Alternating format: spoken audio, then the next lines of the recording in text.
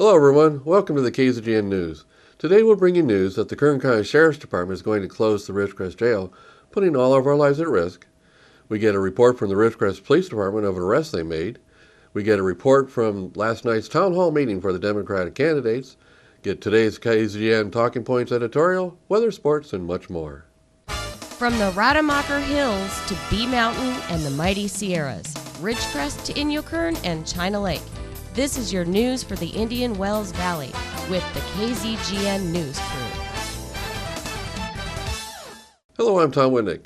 Thanks for joining us for the news affecting Ridgecrest and the Indian Wells Valley.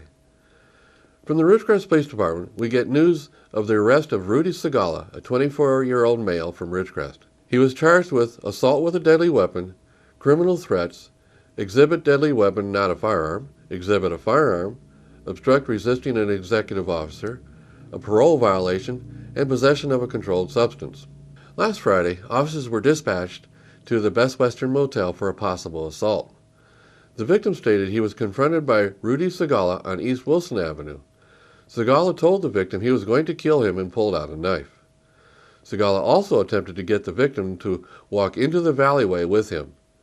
The victim ran to the Best Western for help, and Segala chased him. The victim was able to get to safety, and Segala fled the scene. Last Tuesday, officers were dispatched to the 300 block of North Robalo Street with reports of Rudy Segala being armed with a handgun. Officers were unable to locate Segala, but contacted the victim. The victim stated they saw Segala walking down the street and told him not to come to their residence. Segala told them that he will shoot them.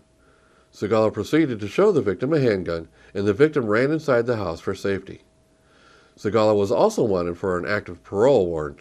On Wednesday, officers conducted a traffic stop on a vehicle at Taco Bell and saw Segala was a passenger in the vehicle.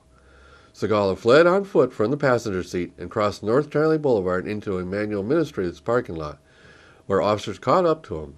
Segala would not follow officers' commands and was argumentative. Segala also reached toward his waistband and pocket. Segala was placed under arrest after a brief struggle with the officers and transported to the Kern County Jail in Ridgecrest, where he was booked for the listed charges and no bail parole hold. Great job, Ridgecrest Police. Now remember this story as I transition to the very next important story.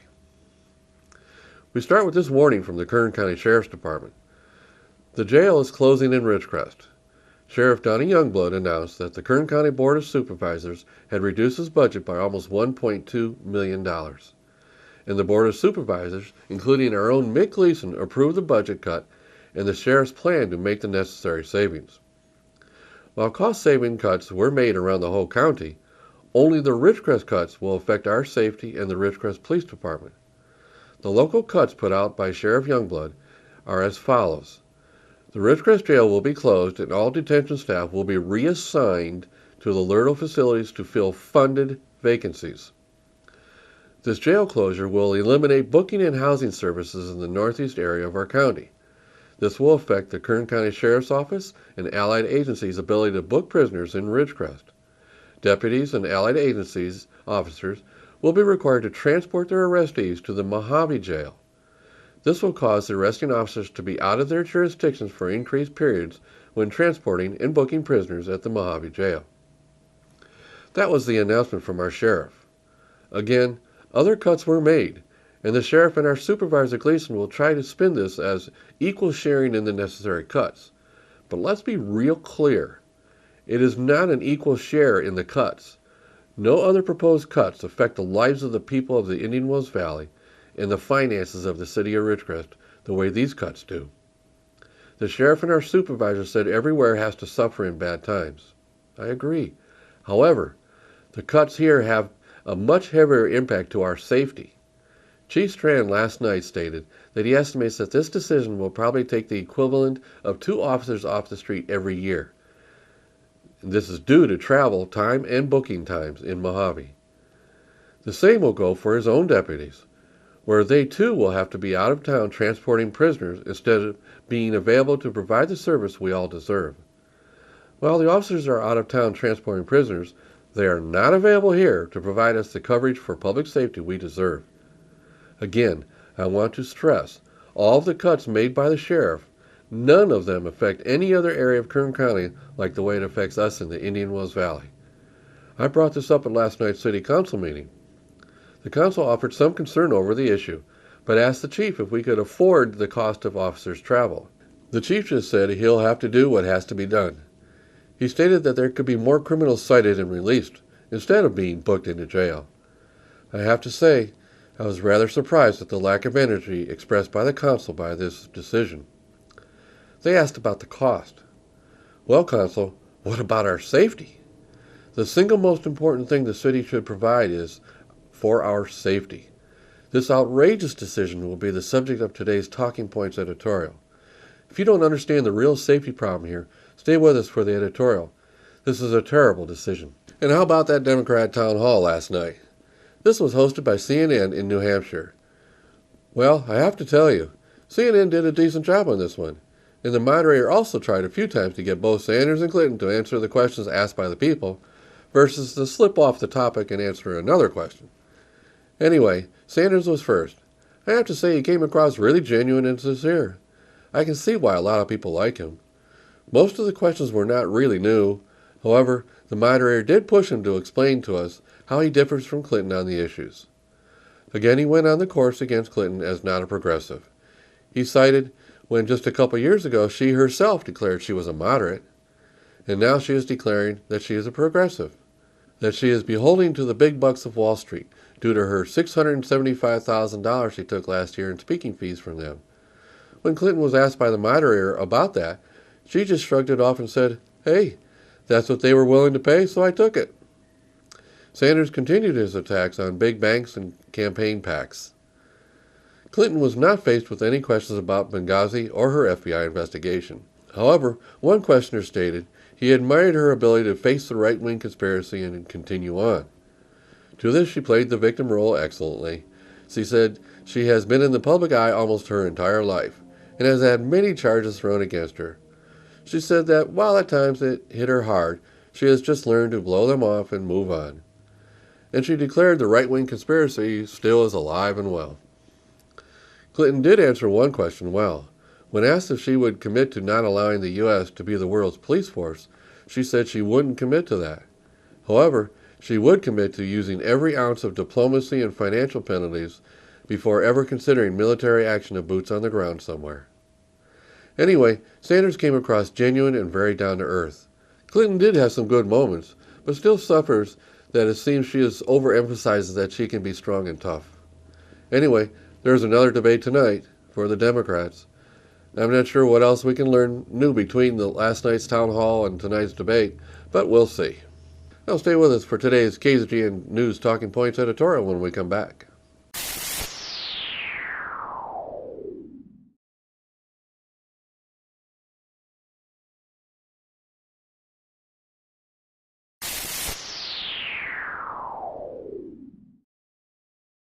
Thanks for staying with us. Now it's time for the 116th KZGN News Talking Points editorial. Here's today's topic. The City Council needs to get angry and fight the sheriff's decision to close the Ridgecrest Jail. Our safety is at risk. Well, as I reported earlier, the Kern County Sheriff and the Board of Supervisors have approved Sheriff Youngblood's decision to close the jail in Ridgecrest. And I want to emphatically state that this editorial is not directed to any of the fine officers and deputies that work here. This critical editorial is against Sheriff Youngblood and our Supervisor Gleason's support of the Sheriff's decision. Here's a recap of the Sheriff's announcement. The Ridgecrest Jail will be closed and all detention staff will be reassigned to the Lurtle facilities to fill funded vacancies. Pay attention to that. This jail closure will eliminate booking and housing services in the northeast area of our county. This will affect the Kern County Sheriff's Office and allied agencies' ability to book prisoners in Ridgecrest. Deputies and allied agencies' officers will be required to transport their arrestees to the Mojave Jail. This will cause arresting officers to be out of their jurisdictions for increased periods when transporting and booking prisoners at the Mojave Jail. Now, that was the announcement from our sheriff. Note that the most important part of the press release was that deputies and allied agencies officers will be required to transport their arrestees to the Mojave Jail. This will cause the arresting officers to be out of their jurisdictions for increased periods when transporting and booking prisoners at the Mojave Jail. Well, this cut is the only cut proposed by the sheriff that will result in that impact. No other agency will have to take officers off the streets to travel 3 hours to book prisoners, thereby removing that officer from the city where he is there to provide a service to. And I won't even get into the cost factor yet. And there will be a huge cost impact to the city, though. Well, I brought this up at last night's council meeting, and I was not impressed with the council's soft expressions of concern of the issue. The mayor and Sanders said they want time to understand the details of the decision and to not make any knee-jerk reactions. Maurer and Thomas did offer some soft concern about the decision. I'm appalled at these comments. I know they are thinking politically to try not to stir up problems between the county and the city. But I say, come on. The county made a decision that puts all of our lives at risk. With about a 2-week warning, we the people have no time to react. The county made a decision that does not support their concern for our safety. It shows a poor valuation to the people of the Indian Wells Valley. First, let's handle the spin points the sheriff and our supervisor Gleason will use to support this decision. They will point out that every area in the county needs to share in the hard times. Conceptually, I agree. However, only one other of the proposed cuts will immediately affect the safety of the people they are supposed to protect and serve. The one other life-threatening cut that will affect people is the removal of the deputy in Boron. That cut will reduce coverage in that area of the county. But locally, the decision to close the jail here affects every person in the valley's safety.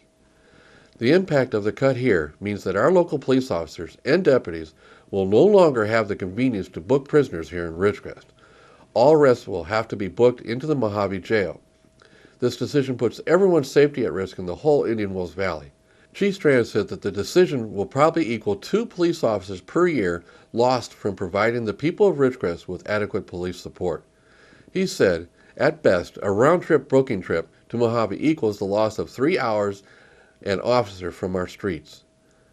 At times, when we may only have 2 or 3 patrol officers on duty at a time, losing one of them to be out of the valley entirely is not right. It puts all of us at risk. Hey, our lives matter. Officers' lives matter. At the end of the meeting, when the council was commenting on the issue, Sanders said he doesn't know what to do. In frustration, I called out to them to fight. Fight this decision. Do they not get why Trump has so much support? The people are angry at politicians for not fighting for us and putting us first over their political careers. Attention, Council, you need to fight this decision. You should not accept the life-threatening decisions they've made. You should tell Supervisor Gleason and Sheriff Youngblood that this decision is not equal across the county. It may be financially equally, but it sure isn't equal when it comes to public safety. Should there be cuts here? Sure, but not cuts that affect our lives directly. And now a short comment on the supposed cost savings. In the press release, the sheriff states this: all detention staff here will be reassigned to the Lerdo facilities to fill funded vacancies. My response is this: if there are unfilled funded positions at the Lerdo facility, how about just moving those unfilled funded positions back here? If you've been operating with those open funded positions, removing the people from here isn't saving any real money. The same people will still be on the payroll and costing the county money. The truth be told, almost every cut the sheriff made resulted in moving deputies from one filled funded position to other unfilled funded positions and deleting currently filled positions. Why not just decide to leave those unfilled funded positions unfilled and unfund them? That would generate the same cost savings and not make life-threatening decisions. This is purely a shell game. Move people around and show cost savings that aren't real. How stupid do they think the people are? It appears the sheriff has been wanting to close the Ridgecrest jail for some time, and now he has a supposed reason to do it. Well, Sheriff, you have taken an oath to protect and serve the people of the whole county. These decisions do not fulfill that oath. And to you, Supervisor Gleason, these cuts save no real money. We are smart enough to see that. When you move funded people to other funded positions and then delete the other position, nothing is really saved. You cut a position, but spending really didn't go away. However, the decision puts all of our lives at risk. Police officers' lives will be at more risk. Deputies' lives will be at more risk. To you, the viewers, don't stand for this. Let the mayor and council know that you expect them to do their job, to fight for our right of protection. Don't sit by and let Supervisor Gleason and Sheriff Youngblood put our lives at risk. Let them know the decision is not acceptable. We have to do this now. Once those positions are gone, it will be impossible to get them back. So make sure you contact your elected representatives now. Stop it now. In conclusion, hey City Council, let's see some real representation. Let's see some real concern for our lives. This decision is not appropriate. Our lives matter. Police lives matter. Step up and express some anger and fight against this jail closure. I'm Tom Whitnick, and that's what I think. I'd like to know what you think. If you have any comments about this editorial or would like to discuss or recommend a topic, I'd like to hear from you. Please email them to info@kzgn.net. Now stay tuned for weather and Burroughs Bits when we come back.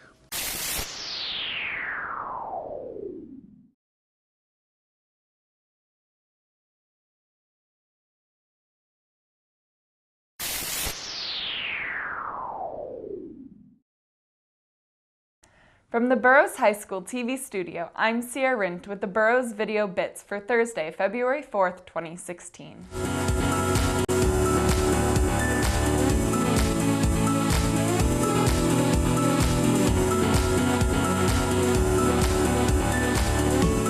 Let's take a look at how the athletes are doing from the burrowsathletics.org website.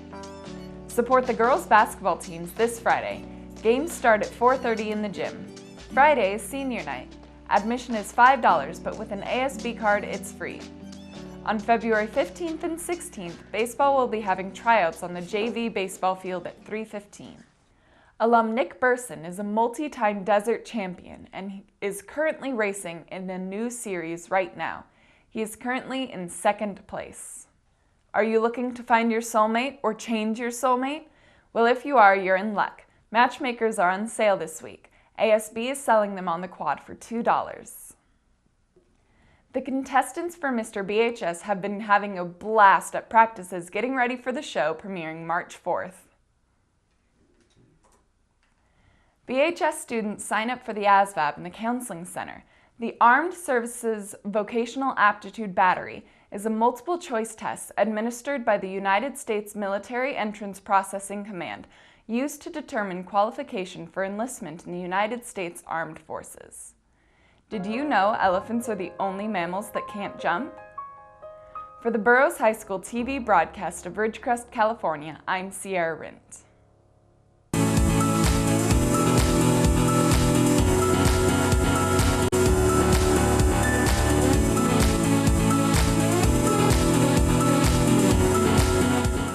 From the National Weather Service, a storm system in the eastern U.S. will draw significant moisture northward from the Gulf of Mexico, bringing widespread rainfall to the East Coast through early Thursday morning.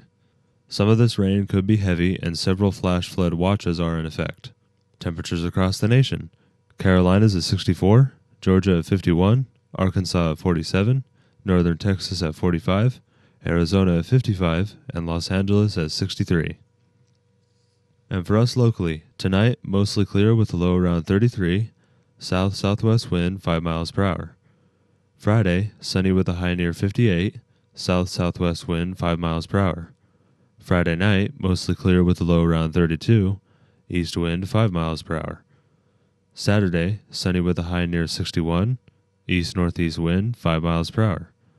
Saturday night, mostly clear with a low around 33, north wind 5 miles per hour.